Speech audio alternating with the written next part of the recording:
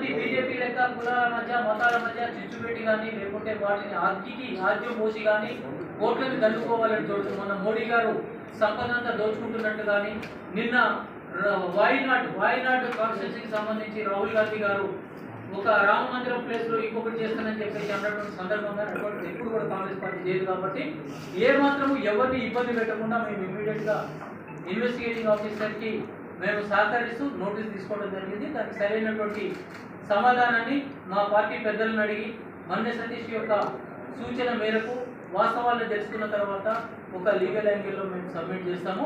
ఏదేమైనప్పటికీ కూడా పబ్లిక్ యొక్క అటెన్షన్ని డైవర్ట్ చేయడానికి చేస్తున్నటువంటి ప్రయత్నంలోని భాగంగానే వాళ్ళు ఈ రోజు ఈ నోటీస్ సర్వ్ చేశారని చెప్పేసి మేము భావిస్తున్నాము. దానికి ఖచ్చితంగా కూడా సరైనటువంటి స్థాయిలో మేము సమాధానం ఎట్టి పరిస్థితి కూడా చెప్తాము. దీనికోసం సార్ నోటీసు వాళ్ళు చెప్పేది ఏంటంటే మినిస్ట్రీ మన సెంట్రల్ గవర్నమెంట్ మినిస్ట్రీకి సంబంధించి ఒక అఫీషియల్ ఒక కంప్లైంట్ లాంచ్ చేసిండు. ఆ యూఆర్ఎల్ లింక్స్ ఒక 4 యూఆర్ఎల్ లింక్స్ ఇచ్చారు. ఆ లింక్స్ని క్లిక్ చేస్తే అందులో ఉన్నటువంటి కాంటెంట్ ఏందనేది మనకు తెలుస్తుంది. ఇంతవరకు ఆ లింక్స్ని మేము క్లిక్ చేయలేదు. ఇప్పుడు చేసిన తర్వాత మళ్ళీ కూడా మీకు సమాచారం చెప్తాము. ఆ లింక్స్ బేస్ చేసుకొని ఈ లింక్స్ని ద్వారా మీరు ఈ కాంటెంట్ని సోషల్ మీడియాలో అప్లోడ్ చేశారా లేదా అన్నది వాళ్ళ యొక్క క్లారిఫికేషన్ అడిగారు.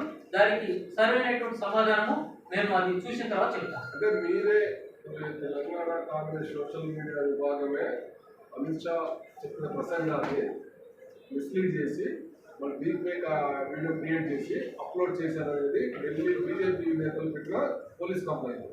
వాళ్ళు ఏమంటారంటే తెలంగాణ స్టేట్ కాంగ్రెస్కి సోషల్ మీడియా విభాగం ఉంది, వాళ్ళే అమిత్ షా చెప్పిన ప్రసంగాన్ని కట్ చేసి రిజర్వేషన్ రద్దు చేస్తారని డీప్ ఫేక్ వీడియో క్రియేట్ చేసి ఆన్లైన్లో అప్లోడ్ చేశారు. అది వైరల్ అయింది. మొత్తం కారణం మొత్తం ఇండియాలో మొత్తం కారణం తెలంగాణ కాంగ్రెస్ సోషల్ మీడియా అని వాళ్ళు పోలీస్ బీజేపీ నేతలు కంప్లైంట్ రిజిస్టర్ చేశారు. అందుకనే దాన్ని అభియోగం అనేది ఏమైనా చేయొచ్చు. దాన్ని అభియోగం ఏంటారు అనేది వాస్తవం అన్నారు. దానికి సంబంధించి అది ఎట్లొచ్చింది, ఏ విధంగా వచ్చింది అన్నది మేము ఖచ్చితంగా కూడా అన్నింటిని పరిశీలించిన తర్వాత వాళ్ళు ఇంతవరకు కంప్లైంట్ కాపీ ఫర్నిష్ చేయలేదు కాబట్టి అది ఇచ్చిన తర్వాత ఖచ్చితంగా సమాధానం చెప్తాం. ఓకే, ఇప్పుడు any doubts? No, social media వారియర్స్కు మీరు ఏమన్నా నిబంధనలు ఏమన్నా పెట్టారా? ఫలానా పార్టీకి ఎటువంటిది ఇదిగా డ్యామేజ్ చేయకూడదని, కేవలం కాంగ్రెస్ పార్టీ ప్రచారార్పటం కోసమే ఉండేటట్టుగా ఏమన్నా? Congress party social media warriors వీరిన భాషలో ఎంతసేపటికి నిబంధనకి నిజాయితీకి కట్టుబడి ఉంటారు. అది బేసిక్ మా వాళ్ళకు ఉన్నటువంటి క్వాలిఫికేషన్. కాబట్టి 80% కూడా తప్పు చేయరు. ఇది గతంలో టీఆర్ఎస్ ప్రభుత్వం లెక్క వార్ రూమ్ల మీద దాడి చేయరు, సోషల్ మీడియా మీద రూమ్ల మీద దాడి చేయరు. కాబట్టి వాళ్ళు 80% కూడా తప్పు అనేది చేయరు. మా పార్టీ ప్రచారాన్ని ప్రజాస్వామ్యయుతంగా చేసుకునే విధంగా వాళ్ళకున్నటువంటి హక్కులు వినియోగించుకుంటారు. మీ పార్టీ పరంగా ఇలా వీడియోని రీక్రియేట్ వీడియో క్రియేట్ చేసి అన్నమాటలు అమిత్ షా అన్న మాటలు అన్నట్టుగా వీడియో క్రియేట్ చేయడం దీనికి సమర్థిస్తారా? అంటే ఇప్పటిదాకానైతే అన్నారు అన్న విషయం కూడా నాకు తెలియదు, మీరు చెప్తున్నారు కాబట్టి మీరు చెప్పిన దాన్ని మీరు చూసిన తర్వాత దానికి సమాధానం చెప్పగలుగుతారు. ఇప్పుడే చెప్పలేదు కదా. బయట ఎక్కడో జరిగిందని మీ పార్టీకి ఎందుకు అనుమతిస్తున్నారు అంటే కాంగ్రెస్ పార్టీ 14 నుంచి 16 సీట్ల మధ్యన గెలుస్తుంది తెలంగాణ రాష్ట్రంలో. దీన్ని డిస్టర్బ్ చేయాలి, ఓట్ల పర్సెంటేజ్ తగ్గియాలి, మతాల మధ్యన బ్యారియర్ తీసుకురావాలి, కాంగ్రెస్ పార్టీకి ఓట్లు పడకుండా చేయాలి, కాంగ్రెస్ పార్టీ ప్రవేశపెట్టినటువంటి పథకాలన్నీ నిర్వీర్యం అయ్యే విధంగా ఒక తప్పుడు సంకేతాన్ని పంపాలని చెప్పేసి పబ్లిక్ అటెన్షన్ని డైవర్ట్ చేయడానికి చేస్తున్న ప్రయత్నంలో భాగంగా. ఇది ఏ పోలీస్ స్టేషన్ చూసి ఇది ద్వారకా అన్నారు. మొత్తానికి అయితే I think some special investigation team నుంచి వచ్చింది. పర్యవసానాలు వాస్తవాలు బయటకు వస్తాయేమో.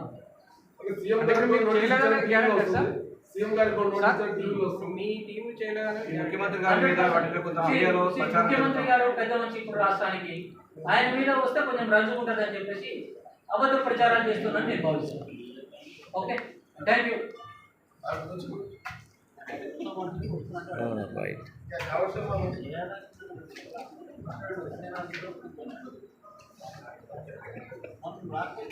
ఇప్పుడు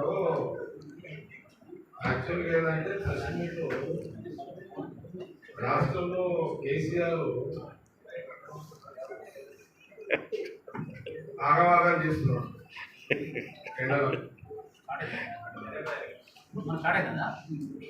ఓకే అందుకే అన్న కేసీఆర్ ఎన్నికలకు ఆగమాగం చేస్తున్నారు. ఇదే టైంలో బీజేపీ పోలీసు వాళ్ళు వీళ్ళు ఆగమాగం. ఇప్పుడు మా రామచంద్రారెడ్డి అడ్వకేట్ సార్ మా సెల్ లీగల్ సెల్ ఈరోజు బీజేపీ నాయకుల్లో ఒక భయం చుట్టుకుంటారు.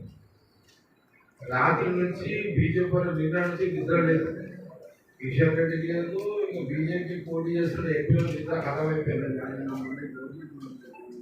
ఎందుకనంటే ఎస్సీ ఎస్టీ బీసీ మైనార్టీ ఇప్పుడు అంబేద్కర్ ఆ రోజు నెహ్రూ ప్రధానమంత్రి క్యాబినెట్ లో అంబేద్కర్ గారు రాజ్యాంగాన్ని తీసుకొచ్చిన తర్వాత ఈ 76 ఏళ్ల ఈ సుదీర్ఘమైన ఎస్సీ ఎస్టీ బీసీ మైనార్టీల ప్రభుత్వ పథకాలు చదువులో కానీ ఉద్యోగాలు కానీ ఆర్థిక విధానాల్లో కానీ లబ్ధి పొందే ఒక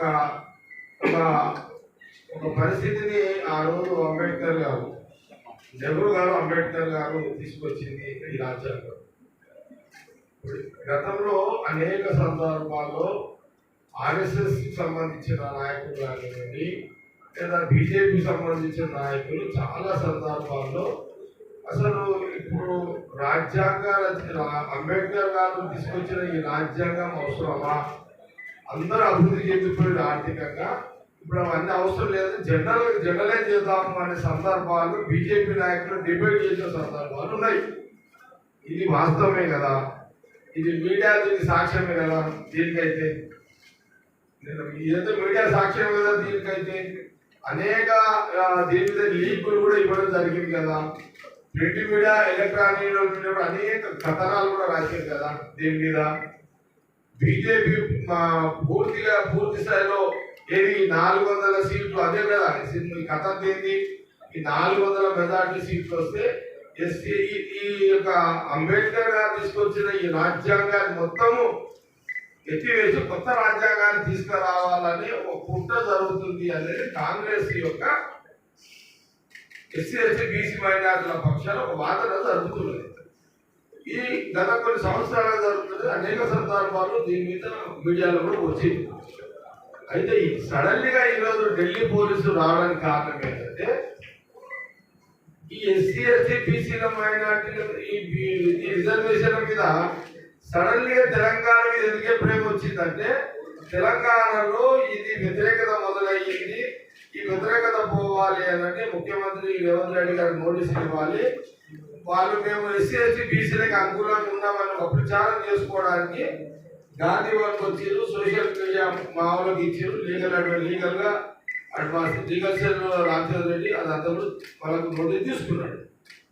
ఇదంతా అల్టిమేట్ ఈ ఎన్నికల కోసం బీజేపీ సీట్లు దెబ్బపడుతుందనే ఒక భయంతో అకస్మాత్తుగా ఢిల్లీ పోలీసులు వితౌట్ కాంప్లైంట్ అందులోకి వచ్చారు. ఇదేమి ఈరోజు ఇప్పుడు చూడండి, ఇది ప్రింట్ మీడియా ఎలక్ట్రానిక్ మీడియా మొత్తం ఇది ఒక చర్చ జరుగుతుంది. అంటే వాళ్ళు కూడా కాంగ్రెస్ మొదటి నుంచి అనుకూలం ఎస్సీ ఎస్టీ బీసీ మైనార్టీలకు రిజర్వేషన్ ఇప్పుడున్న పాపులేషన్ ప్రకారము ఇప్పుడున్న పాపులేషన్ పెరిగింది కాబట్టి ఇంకా పెంచుతాము అనే ఒక వాగ్దానం, ఒక చర్చ, ఒక వాగ్దానం రాహుల్ గాంధీ గారు చేయడం జరిగింది. దానికి భయభ్రాంతులయ్యి కొన్ని ప్రాంతంలో ఎన్నికల్లో వాళ్ళకు అనుకూలంగా లేకపోయేసరికి ఇప్పుడు జరిగే ఎక్కడైతే రాష్ట్రాల్లో ఎన్నికలు జరుగుతున్నదో అందుకోసమనే ఈ రోజు ఢిల్లీ పోలీసులు సడన్ గా ఇక్కడికి గాంధీ భవన్కి రావడం జరిగింది. ఇదంతా కూడా ఎన్నికల లబ్ధి బీజేపీ తీసుకునే ప్రయత్నంలో భాగమే ఈ నోటీసులు. అయినా కాంగ్రెస్ పార్టీ లీగల్ సెల్ వాళ్ళు కోర్టు ద్వారా మేము జవాబిస్తాము, కోర్టు ద్వారా ఏది నిజము ఏది అబద్ధము లీగల్ సెల్ పరంగా రామచంద్ర రెడ్డి అడ్వకేట్ వాళ్ళందరూ కూడా చూసుకుంటారు. మేము లీగల్ ప్రాసెస్ లో న్యాయపరమైన పద్ధతిలో మా యొక్క ప్రయత్నాలు కూడా కొనసాగుతాం. బీజేపీ నిద్రపోలేదు, కేసీఆర్ ఏమో అనుభవిస్తుంది. ఏదన్నాడు కేసీఆర్? ఎప్పుడు అన్నాడు కేసీఆర్ అనుభవిస్తుందని పేపర్లో వచ్చింది. నిన్నన్నాడు అంగు లేదు కొమ్ము లేదు, అంగు లేదు కొమ్ము లేదు. ఏం కాదు జవాబు కేసీఆర్ ఇంతకంటే కేసీఆర్కి దండ చుట్టుకున్నది. ఎందుకు చుట్టుకున్నది అంటే వాళ్ళకు ఒక సీటు కూడా వస్తలేదు. ఎంపీ సీటు ఒక సీటు కూడా బీఆర్ఎస్ ఈ తెలంగాణలో గెలుస్తలేదు. అందుకే కేసీఆర్ కి దడ చుట్టుకున్నది, భయం చుట్టుకున్నది, నిద్రకరం అయిపోయింది. ఏడాదికి ఒకసారి 5 ఏళ్ళకి ఒకసారి బహిరంగ సభలు వచ్చి మాట్లాడే కేసీఆర్ గారు సడన్లీగా రోడ్ షోలోకి వచ్చేస్తున్నాడు. ఆయన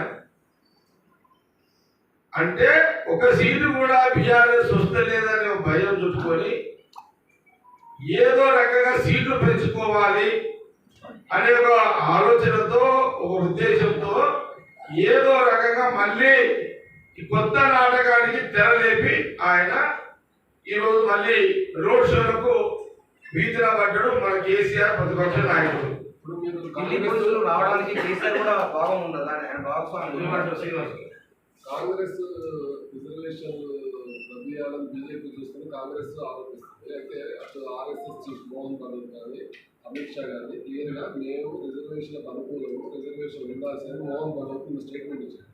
ప్లస్ అమిత్ షా కూడా నేను ఆ మాట అనలేదు.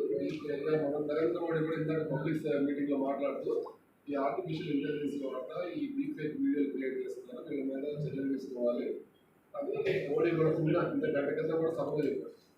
కాంగ్రెస్ ఇంకా కట్టుబడి ఒకటి శ్రీనివాస్ గారు మీరు మంచి మాట్లాడారు.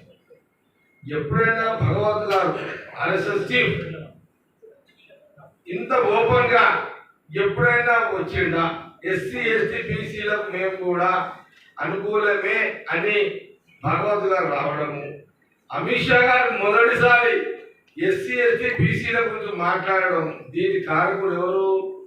ఈ రోజు వాళ్ళిద్దరు భయంతో బయటకు వచ్చినట్టు దీని కారకుడు రాహుల్ గాంధీ గారు. రాహుల్ గాంధీ గారు ఎప్పుడైతే ఎస్సీ ఎస్టీ బీసీలు ఇప్పుడున్న పాపులేషన్ ప్రకారం ఇంకా పెంచుతాము అని వారు అన్నారు, ఆనాటి నుంచి వాళ్లకు ఇక ఇప్పుడు గుడి కాదు, ఇప్పుడు జనాలు ఎస్సీ ఎస్టీ బీసీలు మార్పు వచ్చేసింది.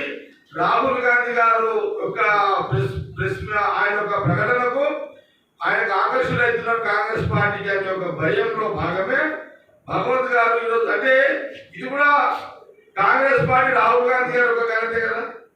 ఈరోజు భగవంత్ గారు అమిత్ షా గారు ఓపెన్ గా మాట్లాడారంటే దాని కారకుడు ఎవరు? రాహుల్ గాంధీ గారు.